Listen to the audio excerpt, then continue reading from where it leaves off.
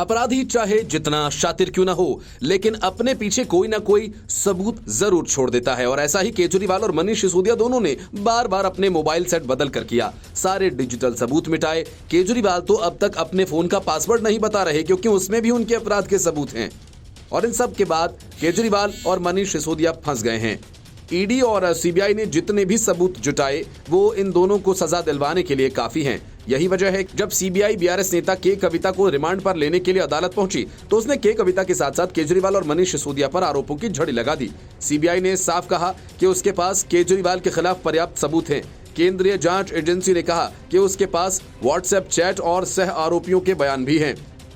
कथित शराब घोटाला मामले में पहले ईडी और फिर सीबीआई की ओर से गिरफ्तार की गई के कविता की 5 दिन की रिमांड मांगते हुए सीबीआई ने राउज एवेन्यू कोर्ट में उन्हें पेश किया। सुनवाई के दौरान सीबीआई के वकील ने तिहाड़ में बंद अरविंद केजरीवाल का भी नाम लिया। उसने कहा कि साउथ ग्रुप के एक शराब कारोबारी ने अरविंद केजरीवाल से मुलाकात की और दिल्ली में अपने कारोबार के लिए मदद मांगी।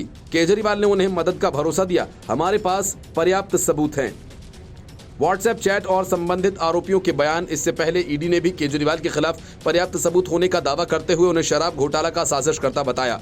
21 मार्च को गिरफ्तार किए गए केजरीवाल फिलहाल न्यायिक हिरासत में तिहाड़ में बंद हैं। केजरीवाल के अलावा सीबीआई ने मनीष सिसोदिया का भी जिक्र किया। के कविता पर कई आरोप लगाते हुए सीबीआई ने कहा कि दिनेश अरोड़ा ने अपने बयान में पुष्टि की कि अभिषेक बोयनपल्ली ने सूचना दी कि 100 करोड़ रुपए विजय नायर को दिए। सीआरपीसी की धारा 161 और 164 के तहत हवाला ऑपरेटर्स के बयान में 11 करोड़ 90 लाख रुपए की पेमेंट की पुष्टि हुई है। बुच्ची बाबू के चैट से पता चला कि उनकी इंडोस्प्रिट में हिस्सेदारी थी।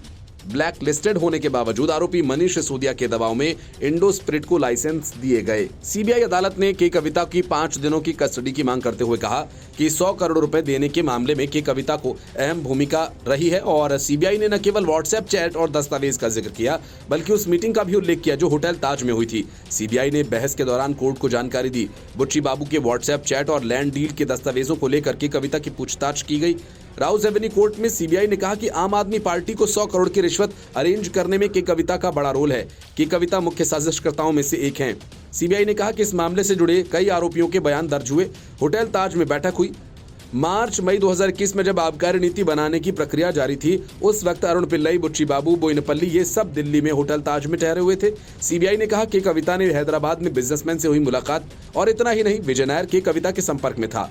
कविता ने बिजनेसमैन से 100 करोड़ रुपए की अग्रिम धनराशि की व्यवस्था करने के लिए कहा था। सीबीआई ने कहा कि गोवा चुनाव के लिए हवाला के जरिए पैसा इकट्ठा किया गया। हमने व्हाट्सएप चैट भी फाइल की है। ये धनराशि गोवा में आम आदमी पार्टी से जुड़े एक व्यक्ति को प्राप्त हुई थी। Bureau report, news of India.